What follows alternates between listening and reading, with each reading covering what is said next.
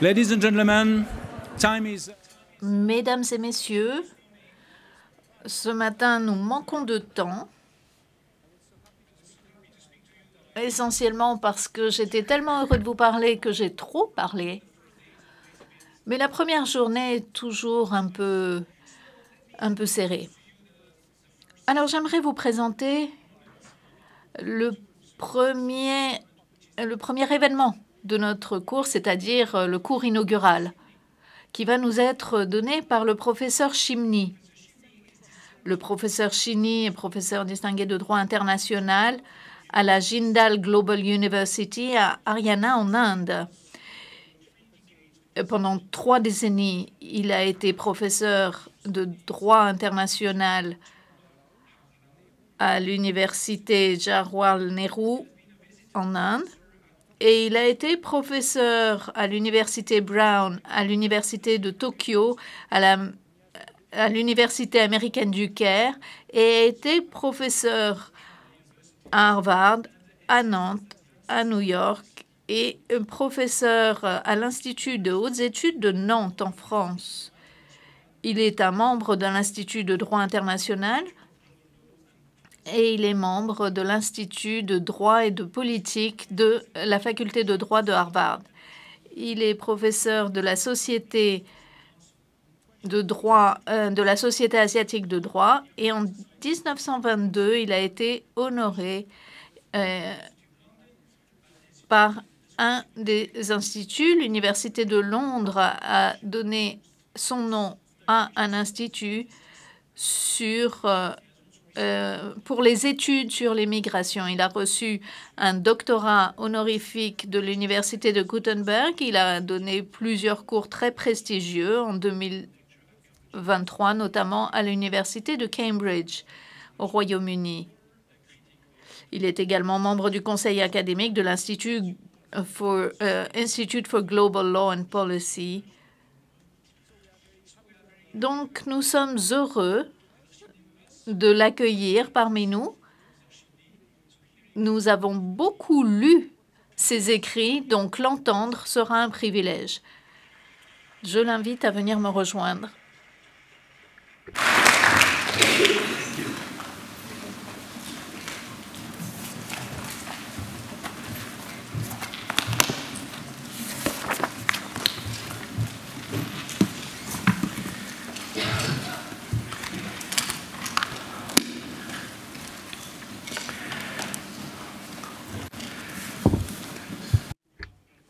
Bonjour à toutes et à tous. Et merci au secrétaire général pour ses paroles fort aimables. J'aimerais tout d'abord remercier l'Académie de droit international de La Haye de m'accorder ce privilège et de me donner l'honneur de prononcer ce discours inaugural de son cours d'hiver. Comme vous le savez, le thème que j'ai choisi d'aborder est le droit international et la justice mondiale. Je suis tout à fait conscient que ce sujet est vaste et complexe. Et j'ai choisi de parler du droit international et de la justice mondiale parce qu'à mon sens, la communauté internationale ne peut pas s'attaquer efficacement aux multiples crises interdépendantes qui se manifestent par des guerres, des génocides, la pauvreté, l'inégalité, la maladie, les réfugiés, les changements climatiques et le recul des normes et pratiques démocratiques sans soulever la question de la nature injuste de l'ordre mondial. En d'autres termes, ces crises sont en grande partie le résultat d'un ordre mondial injuste soutenu par le droit international. Si cette dernière réalité n'est pas volontiers reconnue dans la discipline du droit international, à savoir que le droit international soutient cet ordre mondial injuste, eh bien, c'est principalement parce que ce que j'appelle la pensée dominante du droit international repose sur une épistémologie positiviste qui ne reconnaît pas le rôle central du pouvoir et du capital dans l'élaboration du droit international moderne.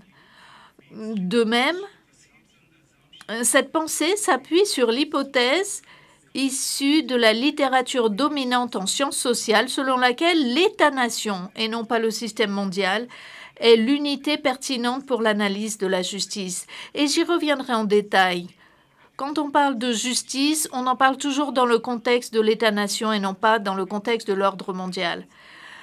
L'absence d'interdisciplinarité et ce que l'on appelle le nationalisme méthodologique empêche le courant dominant de se pencher sérieusement, entre autres, sur les causes et les conséquences des différentes crises en cours, sur la complicité du droit international dans leur genèse et sur la nécessité d'aspirer à un ordre juridique mondial juste. Bref, malgré le rôle crucial du pouvoir et du capital dans l'encadrement, la formation et l'observation du droit international et des espaces d'injustice mondiale qui en résultent, la pensée dominante, compte tenu de son insularité épistémique, rechigne à explorer le rôle du droit international dans la quête de justice mondiale, sauf peut-être dans le droit international positif des droits de l'homme tel que codifié. Dans la suite de mon exposé, je plaiderai en 4 étapes en faveur de d'une relation forte entre le droit international et la justice mondiale. Toutefois, je tiens tout d'abord à préciser qu'il ne s'agit pas d'aborder une crise particulière pour démontrer la nature injuste de l'ordre juridique mondial. Mon exposé a une vocation théorique et porte sur les obstacles épistémiques qui s'opposent à l'établissement d'un lien entre le droit international et la justice mondiale. Mais pour préparer le terrain, j'évoquerai tout d'abord 2 crises, celle de la pauvreté et de l'inégalité, et celle d'un côté et celle du changement climatique de l'autre.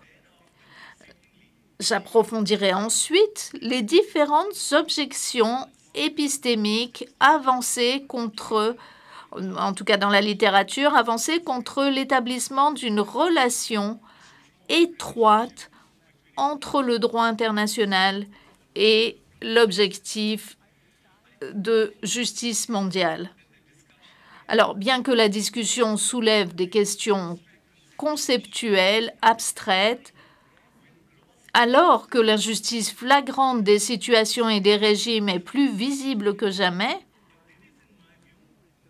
la seule solution, à mon avis, est de prendre du recul pour entreprendre cet exercice épistémique si nous voulons contribuer à l'établissement d'un ordre mondial juste. Il convient de toute urgence d'associer une remise en question des hypothèses épistémologiques et ontologiques douteuses sur lesquelles la pensée dominante fonde son approche à l'objectif de justice mondiale, à l'étude critique des situations et régimes inacceptables, car celle-ci entrave l'instauration d'un cadre sociologique qui permettrait de concevoir une réponse efficace à ces situations et régimes. Donc, ce que nous n'avons pas pour l'instant, c'est un engagement critique vis-à-vis de ce concept de justice mondiale et les raisons pour lesquelles nous ne considérons pas encore qu'elle porte une valeur qui en vale la peine. Je parlerai de justice mondiale, mais les États tout-puissants et les universitaires ne considèrent pas cette justice mondiale comme pertinente et je vous expliquerai pourquoi ils se trompent. Troisièmement, je discuterai de l'intérêt de l'approche analytique et heuristique pour établir un lien positif entre le droit international et la justice mondiale. Un des avantages et les avantages en ce sens. Enfin, j'aborderai la question de la représentation des agents et parlerai des forces et acteurs sociaux qui peuvent favoriser la justice dans l'ordre juridique mondial. Je suggérerai qu'une coalition des nations du Sud, d'organisations et de tribunaux internationaux clés et de mouvements sociaux mondiaux peut jouer un rôle crucial dans la lutte pour atteindre cet objectif de justice mondiale. Alors, comme je l'ai dit, je vais planter le décor et mentionner brièvement 2 crises. J'ai choisi des crises qui sont moins controversées parce que je ne voudrais pas rentrer dans un débat polémique. J'évoquerai tout d'abord la pauvreté et les inégalités. Au cours des dernières décennies, des milliers de personnes, des millions de personnes sont sorties de la pauvreté absolue, telle qu'en Inde et en Chine. Pourtant, la Banque mondiale dénombre actuellement un nombre important de pauvres dans le monde et sur la base du seuil de pauvreté révisé de 2,15 $ par jour, on estime que 700 millions de personnes vivent dans l'extrême pauvreté, concentrées dans certaines parties de l'Afrique subsaharienne, dans les zones fragiles et touchées par les conflits et dans les zones rurales. Mais ce chiffre ne révèle pas tout.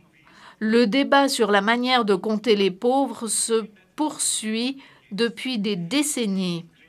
Deux grandes critiques des critères de la Banque mondiale ont souligné que son approche à l'estimation de la pauvreté n'est ni significative ni fiable.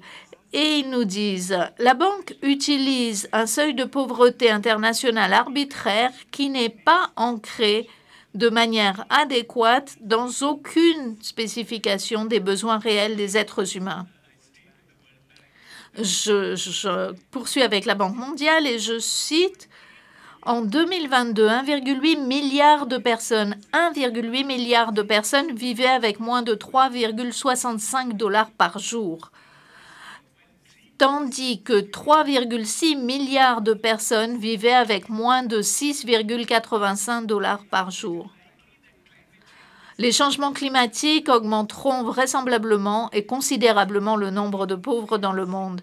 Et si ces seuils de pauvreté plus réalistes ne sont pas utilisés dans la littérature, c'est non seulement parce que le nombre de pauvres augmenterait dans les pays en développement, mais aussi parce que cela révélerait l'ampleur de la pauvreté relative, y compris dans les pays industrialisés. Mais au-delà de la pauvreté et de la privation, la nature injuste de l'ordre mondial se reflète également dans l'inégalité croissante au sein des nations. Il est toujours bon de se rappeler que les 26 personnes les plus riches au monde détiennent autant de richesses que la moitié de la population mondiale. Si les inégalités se creusent dans les pays du Sud, les pays riches ne font pas exception pour autant. Thomas Piketty, dans son ouvrage Capital in the 21st Century, et Joseph Stiglitz, dans The Great Divide, documentent ce problème. Globalement, le rapport sur les inégalités dans le monde en 2022 nous indique que depuis 1980, l'inégalité des revenus a augmenté rapidement dans de nombreuses régions et nations, notamment en Amérique du Nord, en Chine, en Inde et en Russie, et peut-être plus modérément en Europe. En bref, une fracture des classes au niveau mondial coexiste clairement avec la fracture entre le Nord et le Sud. Donc nous avons ces deux fractures en parallèle qui, probablement, cette dernière fracture Nord-Sud a été exacerbée par la pandémie de Covid-19 et la guerre en Ukraine. À cet égard, même si le rôle des politiques nationales qui posent problème est pointé du doigt, nul ne peut prétendre que le droit économique international et les organisations internationales n'ont pas contribué activement à l'augmentation de cette pauvreté et de ces inégalités. Permettez-moi maintenant d'aborder l'autre crise, celle des changements climatiques. Les conséquences des changements climatiques retombent essentiellement sur les acteurs et les peuples qui ont le moins contribué au réchauffement de la planète, à savoir les nations et les peuples du sud de la planète. Or, force est de constater que les nations du Nord sont frileuses à l'heure de réglementer les émetteurs de gaz à effet de serre qui continuent à nuire au climat. Comme l'a noté le secrétaire général des Nations Unies dans son rapport, les pays qui sont membres du G20 ont fourni plus de 3,3 milliards de dollars en appui direct au secteur du charbon, du pétrole, du gaz et des combustibles fossiles entre 2015 et 2019. En 2019, 60% des subventions, 60% des subventions aux combustibles fossiles sont allées aux producteurs et aux services publics, malgré les engagements pris par les gouvernements dans le domaine climatique.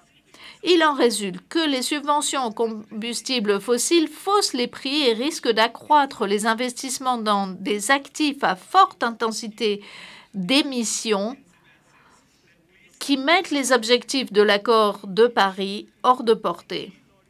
En effet, le lauréat du prix Nobel William Nordhaus rappelle, et je le cite, que malgré tous les accords internationaux des 3 dernières décennies, la Convention cadre des Nations Unies sur le changement climatique, le protocole de Kyoto, l'accord de Copenhague, l'accord de Paris de 2015, ainsi que 25 conférences des parties.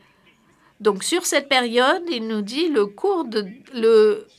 taux de décarbonation est resté inchangé malgré tous ces accords qui ont eu très peu d'impact sur la réglementation des émetteurs.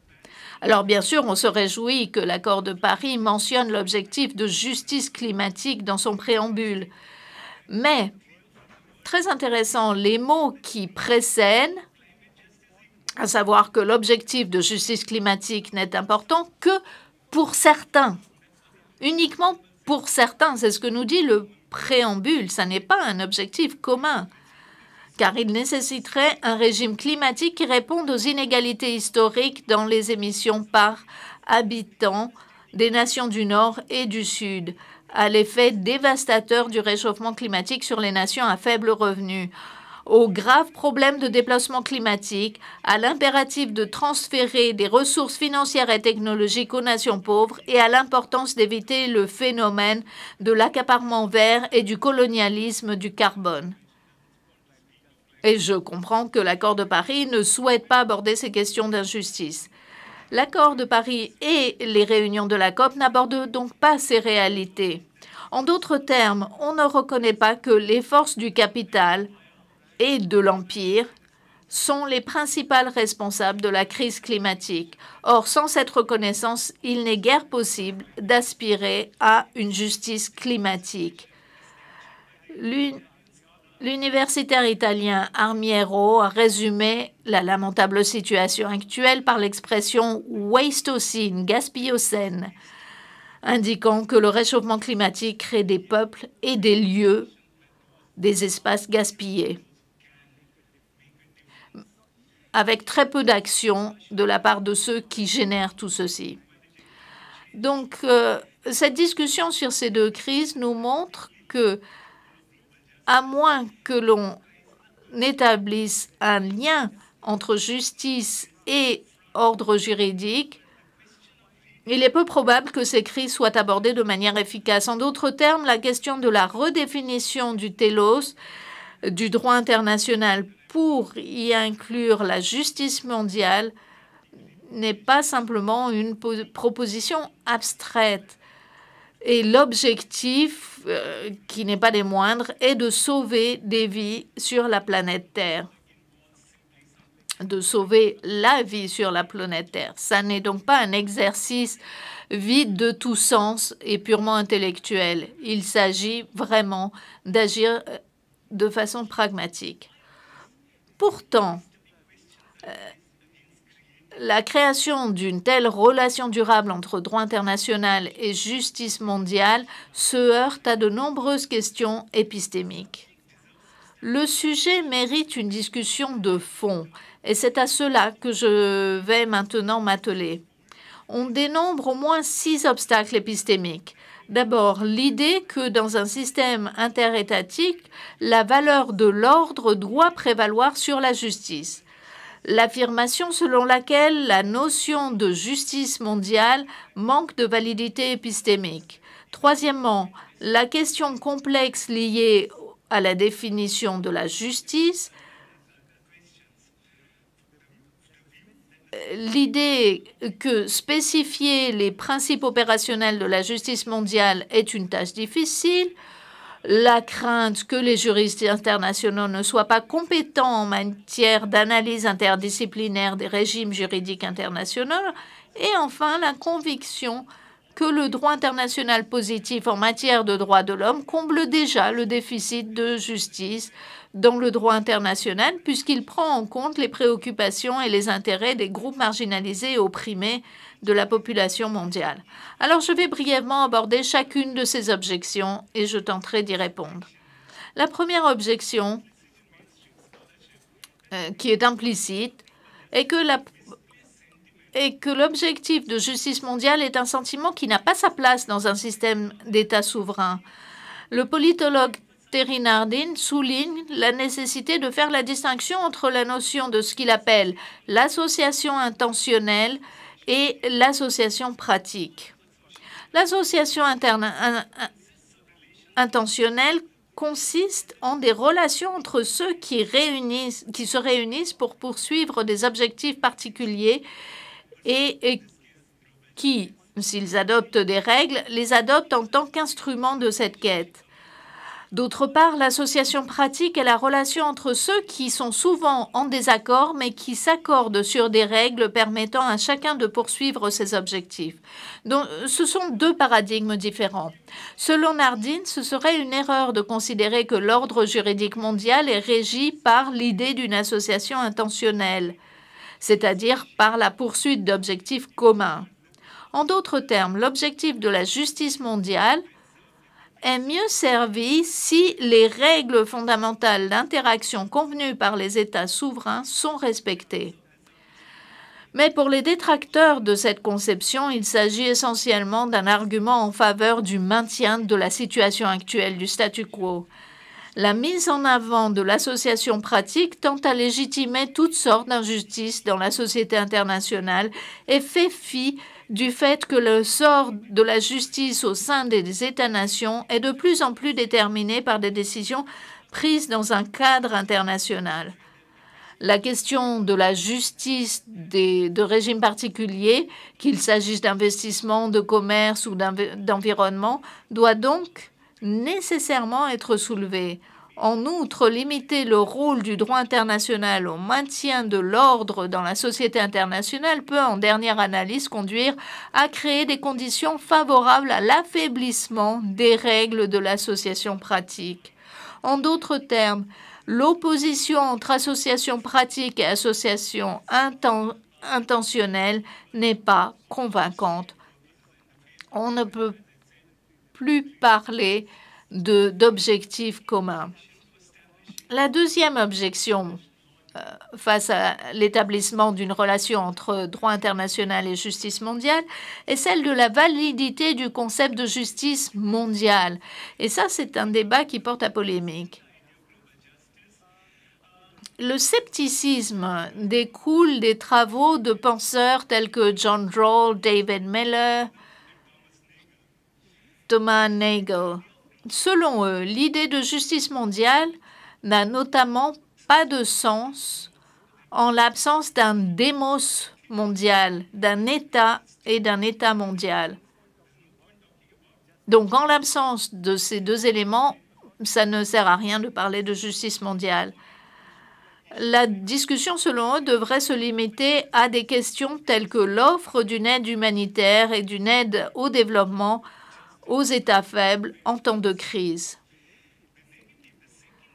Ce point de vue négatif a été contesté par des universitaires tels que Charles Beatts, Nancy Fraser, Thomas Pogge et, bien entendu, enfin, Amartya Sen, qui affirment qu'une conception nationale de la justice n'est plus justifiée, si elle l'a jamais été, parce que les décisions des États puissants ont un impact profond sur le destin des États faibles et surtout à l'ère de la mondialisation.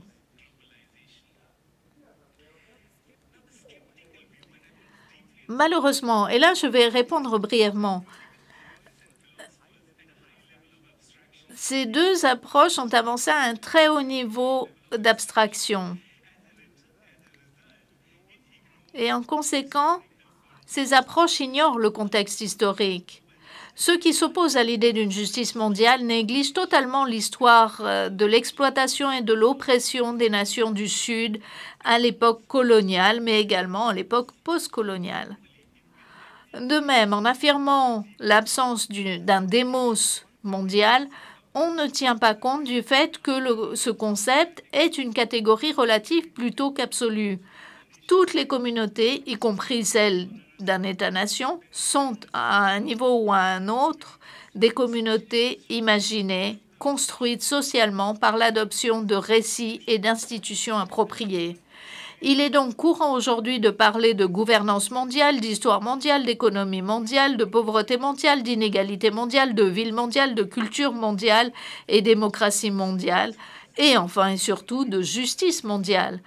Donc, ce démos devient mondial et l'unité de l'humanité en vient également à être imposée par la nature elle-même. Si nous ne pourrons faire la paix avec la nature sans quête de justice dans les contextes locaux, nationaux, régionaux et mondiaux. Enfin, en ce qui concerne l'existence d'un État mondial, on peut dire, et je l'ai déjà dit dans un article du European Journal of International Law, donc on peut dire qu'un État mondial existe déjà. Il est constitué d'un réseau d'institutions internationales clés. Si nous ne voyons pas d'État mondial émerger à l'horizon, c'est uniquement parce que notre imagination est centrée sur une forme et une manifestation particulière de l'État, à savoir l'État-nation. L'État mondial ne répliquera pas, ne reproduira pas nécessairement le format de l'État-nation. Troisième objection. Là, je vous présente chaque objection l'une après l'autre. Donc, la troisième objection est l'absence d'accord sur le sens du mot justice. Car même si la notion de justice mondiale est valide, le mot justice lui-même peut être contesté en termes de concept. Il y a par exemple d'une part l'approche expérimentale de pensée de Rawls, appelée institutionnalisme transcendantal, qui arrive à la position originelle derrière un voile d'ignorance. C'est-à-dire l'imagination. Et d'autre part, nous avons l'approche de la justice comparative de Sen, qui met l'accent sur les interventions pragmatiques dans la société en déployant le raisonnement délibératif. Les avantages et inconvénients de ces deux approches font l'objet de débats. L'avantage de la justice comparative, qui souligne qu'il n'y a jamais une seule bonne réponse aux situations d'injustice et que nous n'avons pas besoin d'attendre un consensus général sur le sens du mot justice avant d'adopter et de mettre en œuvre des politiques en faveur de la justice mondiale. Nous ne sommes pas obligés de nous mettre d'accord sur tout avant de décider de résoudre des situations problématiques. Il s'agit d'agir. La quatrième objection est que la traduction de ces approches générales en principe opérationnel de justice, donc quand on parle d'action pragmatique, l'intervention dans le monde réel, quels sont les principes qui pourraient nous aider? Et les sceptiques nous disent qu'il est très difficile d'élaborer ces principes. Et à mon sens, l'approche désagrégée de la féministe socialiste Nancy Fraser, qui décompose de façon très utile le concept de justice, et en tant qu'étudiant de droit international, vous trouverez cette pensée très intéressante. Donc, elle décompose le concept de justice en trois principes, à savoir le principe de reconnaissance, justice cognitive, le principe de représentation, c'est-à-dire les principes de toutes les personnes touchées, et le principe de redistribution, c'est-à-dire la justice distributive. Ce sont trois principes opérationnels que je vais approfondir un peu. Les principes de justice de Fraser permettent également de montrer qu'il existe une relation dialectique et dynamique entre chacun des trois principes, chacun jouant un rôle dans la réalisation des deux autres principes. Donc, ils vont de concert. On ne peut pas uniquement parler de justice distributive si on ne parle pas des deux autres principes. Alors, quelques mots sur chacun de ces principes avancés par Nancy Fraser. Le principe de reconnaissance révèle que de nombreuses revendications de justice émanant de nations, peuples et groupes faibles visent la reconnaissance de l'exploitation et de l'oppression passée dans le cas de la colonisation. À l'ère postcoloniale, le principe met l'accent sur l'idée de pluralité, appelant le droit international à garantir un respect égal de toutes les cultures et sous-cultures dans les limites du droit international. En d'autres termes, il faut éviter de reproduire la mission civilisatrice coloniale ou de donner une représentation erronée des cultures, car cela pourrait justifier la violence à l'encontre de ces groupes et peuples. Donc ça, c'est le principe de reconnaissance. On peut voir comment une mauvaise représentation et la violence sont associées. Le deuxième principe, celui de la représentation, peut revêtir différentes formes dans le cadre du projet de justice mondiale. Une proposition, par exemple, consiste à établir une forme de démocratie directe sous la forme d'un Parlement mondial. C'est une proposition qui vient de Andrew Strauss et Richard Falk. Une autre solution consiste à mettre en place des mécanismes de décentralisation pour permettre aux populations mondiales d'avoir leur mot à dire dans l'élaboration et l'application des lois internationales, ce que les théoriciens politiques appellent le principe de toutes les personnes touchées. Et l'idée étant que la démocratie exige que toutes les personnes les plus touchées par une décision doivent être en mesure de participer à la prise de cette décision. Vous ne pouvez pas prendre une décision qui aura un impact sur ma vie sans que moi, je n'ai mon mot à dire. Le troisième principe est celui de la redistribution, qui prévoit notamment un audit des lois internationales afin d'évaluer leur impact sur les nations et les groupes subalternes. On voit dans le cadre, on appelle donc dans le cadre de ce principe de reconnaissance à procéder à des réparations coloniales et à des transferts de ressources financières et technologiques vers des pays en développement. À un niveau plus fondamental, ce principe exige que les peuples du Sud ne soient pas privés d'une marge de manœuvre politique dans leur parcours indépendant de développement. Il ne s'agit pas uniquement d'avoir des ressources, il s'agit de s'assurer que chacune des nations plus faibles ait le droit de prendre des décisions dans l'intérêt de ses populations, sans s'en tenir uniquement à des mécanismes conventionnels qui les lient. Et vous voyez que l'on peut continuer à parler de justice mondiale encore et encore, et au niveau des penseurs, on écarte cette idée. Donc, plutôt que de mettre l'accent sur les formes de développement et d'aide humanitaire, il faut s'attacher à restaurer l'autonomie décisionnelle des nations les plus faibles. Ensuite, on nous parle du manque d'expertise des juristes internationaux. Par exemple, si l'augmentation de la pauvreté dans le monde est attribuée au fonctionnement du droit international, elle doit être étayée par des données produites par des économistes et non des juristes.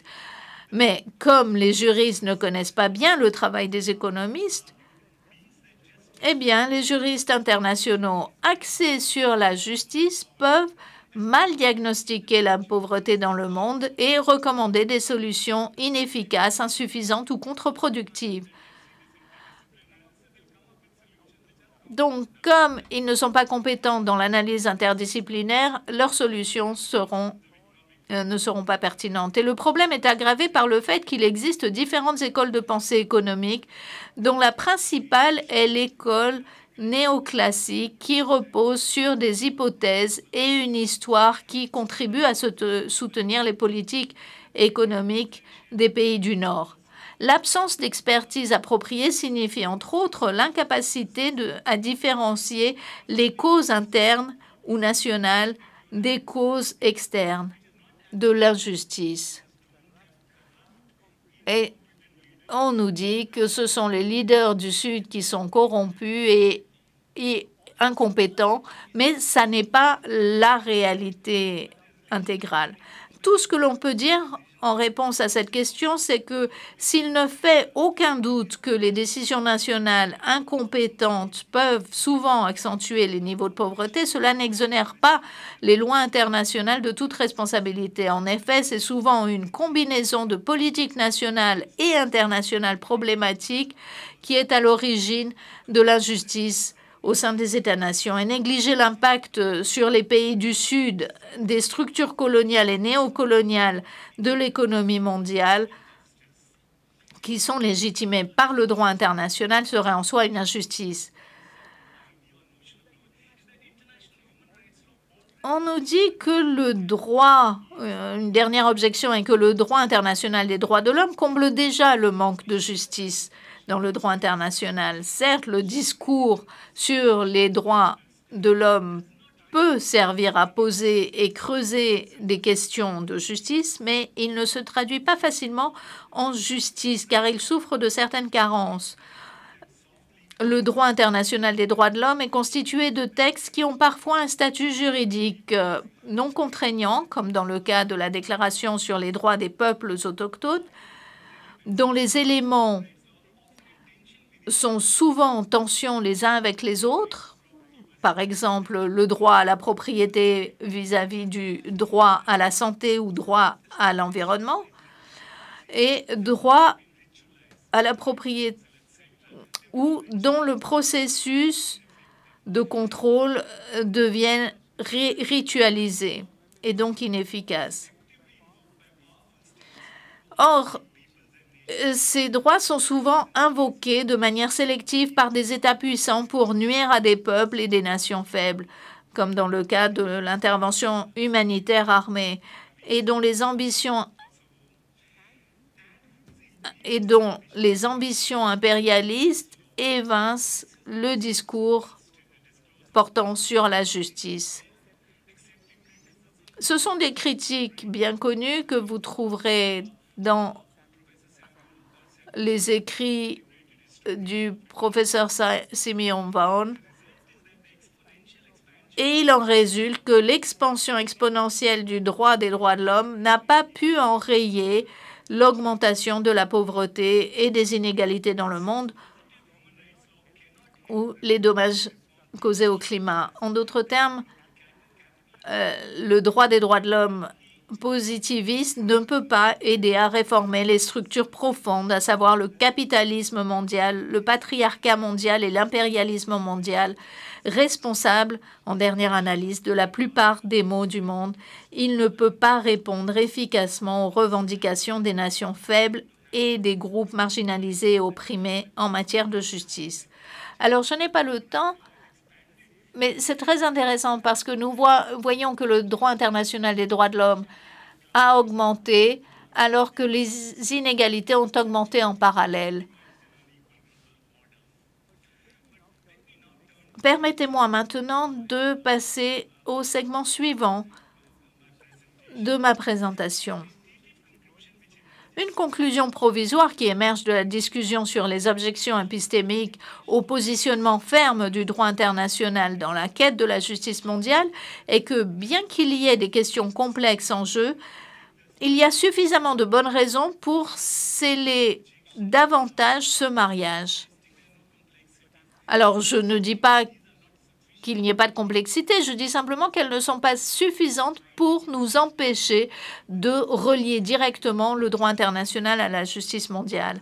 En fait, pour citer Stephen Ratner, il nous dit qu'il est urgent de dépasser l'analyse juridique centrée sur la cohérence interne du système juridique international et de s'orienter vers une analyse pouvant contribuer directement à un ordre juridique international juste. Même les universitaires qui étudient les questions complexes en jeu, tels que Duncan French, observent que, et je le cite en anglais, malgré l'ambiguïté intrinsèque, les idéaux de la justice mondiale sont des objectifs qui méritent tous nos efforts. même s'ils ne sont pas toujours clairs, précis ou exempts de tensions conceptuelles ou politiques, cela ne devrait certainement pas nous décourager ou nous inciter à les rejeter en tant qu'objectifs inappropriés ou difficiles à gérer pour la communauté internationale. Mais les critiques peuvent demander légitimement ou se demander ce que le concept et le vocabulaire de la justice apportent au discours juridique international. En termes généraux, il y a deux types de réponses. En termes généraux, positionner activement l'ordre juridique mondial au regard de l'objectif de justice mondiale peut permettre de préciser les contraintes structurelles telles que les rouages du capitalisme et du patriarcat mondial qui empêchent l'ordre juridique mondial de produire des résultats justes.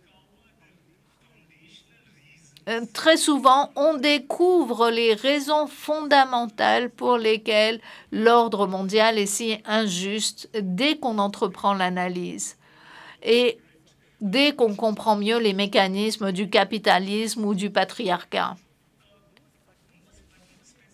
Mais plus spécifiquement, on distingue au moins 5 avantages concernant la méthode: les dimensions éthiques de la pratique du droit international, l'évaluation de l'équité des doctrines, la mise en évidence des limites de l'élaboration du droit international et la mise en avant de la légitimité du droit international.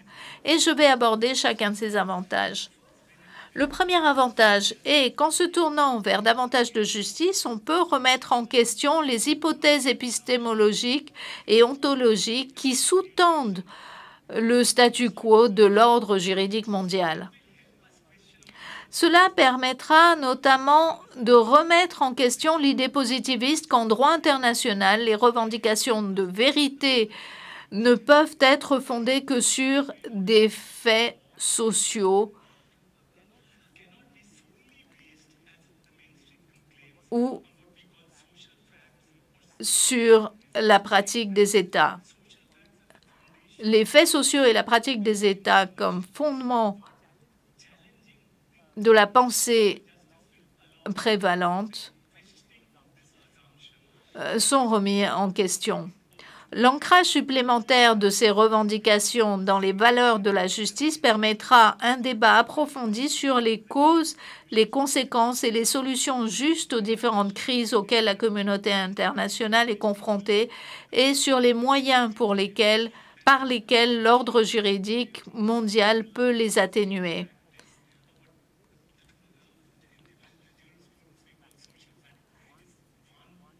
Donc, la pratique des États devrait nous permettre de nous rapprocher de la justice mondiale. Mais deuxièmement, mettre l'accent sur la relation entre le droit international et la justice mondiale facilitera le débat sur la prétendue neutralité éthique de la recherche traditionnelle. D'un côté,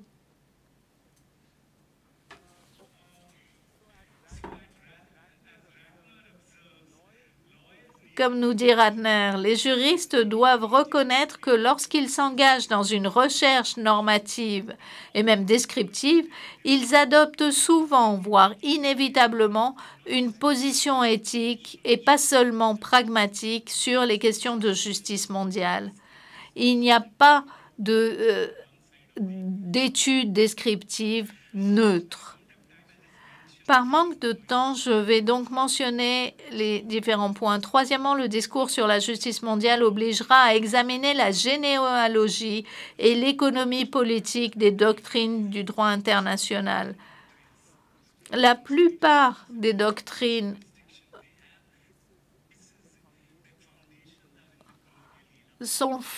trouvent leur fondement dans l'ère coloniale et donc doivent être remises en question. Chacune d'entre elles, toutes ces doctrines, même celles codifiées par la Commission de droit international. Quatrièmement, cela nous permettra de comprendre les limites de l'élaboration du droit. Les États faibles ne peuvent pas changer le droit international. Pourquoi? Parce que les sources de ce droit restent bloquées dans le temps. On ne peut pas les changer.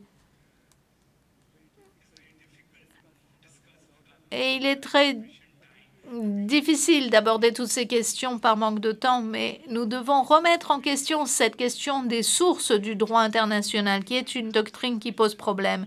Et cinquièmement, lorsqu'on établit cette relation entre droit et justice, cela permettra de donner davantage de légitimité au droit international. Et comme je l'ai dit ce matin, l'état de droit international est essentiel, surtout dans les temps que nous traversons. Le droit international doit être considéré comme légitime. Donc voilà certains des avantages spécifiques. Alors, je ne vais pas rentrer dans la question des agents de la justice mondiale. On aurait pu parler des tribunaux internationaux, des organisations internationales, etc. Mais j'aimerais surtout me centrer sur les mouvements sociaux. Pourquoi? Parce que ce sont les mouvements de personnes sur le terrain qui cherchent à atteindre une justice mondiale. Et c'est pour eux que nous avons besoin de cette justice, puisqu'ils représentent l'expérience des gens sur le terrain, des populations qui souffrent d'injustice.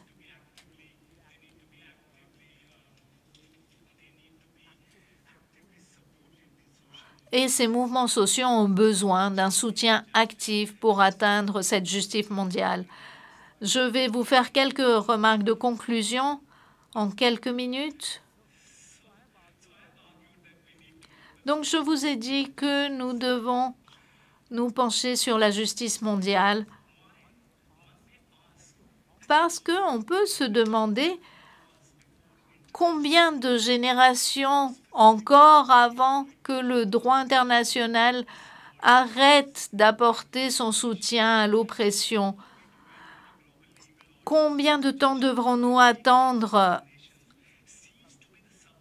un ordre juridique mondial qui garantisse que les peuples et les nations faibles cessent d'être les sujets d'une violence incommensurable et sans fin? Et combien de temps, enfin, faudra-t-il attendre pour que le droit international mette un terme à la commercialisation et à la marchandisation impitoyable de la nature au coût de nombreuses vies? Mais le chemin à parcourir n'est pas simple, je le reconnais. Comme nous l'avons vu,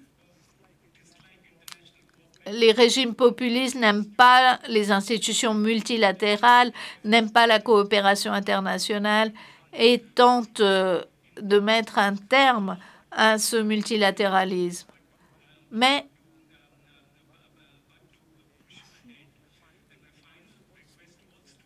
ma dernière requête à vous tous, j'aimerais vous dire que le moment est venu. À tous ceux qui s'intéressent au droit international, il est temps de se lever et de compter.